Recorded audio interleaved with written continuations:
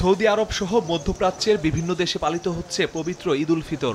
এর সঙ্গে মিল রেখে রাজধানীর পান্থপথে ঈদের জামাত অনুষ্ঠিত হয়। ঢাকার বিভিন্ন প্রান্ত থেকে এতে যোগ দেন শিশু ও নারী সহ মুসল্লিরা। সকাল 7:15টায় অনুষ্ঠিত হয় প্রথম জামাত। নামাজ পড়ান মুসলিম উম্মাহ বাংলাদেশের সভাপতি মুফতি সাইদ আব্দুস সালাম। নামাজ শেষে তার বয়ানে সৌদি আরব সহ পৃথিবীর বিভিন্ন দেশের সঙ্গে মিল রেখে রোজা ও ঈদ উদযাপনের কারণ তুলে ধরেন।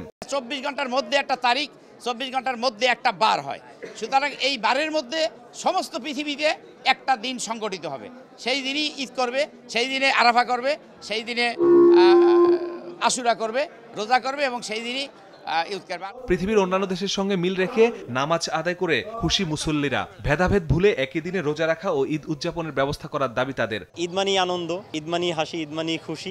হজ করেছি, ব্যাংকে কি করে টাকা জমাই বলেন? ইউসিবি তাকওয়া, পরিপূর্ণ ইসলামিক পন্থায় পরিচালিত ব্যাংকিং। এক উম্মাহ এক চাঁদ এই স্লোগানকে সামনে রেখেই আমরা প্রতি বছরের নেই আজকে ঈদের সালাত আদায় করেছি। দেশে যে চলমান সংকট বা চলমান যে সমস্যা আছে এগুলো যাতে আল্লাহ দূর করে দেয়, আমরা আল্লাহ সুবহানাহু ওয়া তাআলার কাছে এগুলো খুব ভালোভাবে চেয়েছি। এক আল্লাহ এবং নবী এক, কোরআন এক, সবই এক, কিন্তু আমরা কেন দলে দলে বিভক্ত হয়ে গেছি? আমরা চাই সকলে একসাথে যে আমরা বাংলাদেশে একসাথে ঈদ করতে পারি। ঈদের জামাতে অংশ নিয়ে উৎফুল্ল শিশুরাও। ঈদ উদযাপন করতে পেরে আনন্দিত তারা। ভালো লাগছে, সবাইকে ঈদ মোবারক, আসসালামু আলাইকুম। ঈদের জামাত পড়তে ভালো লাগে, আলহামদুলিল্লাহ মজাই লাগে।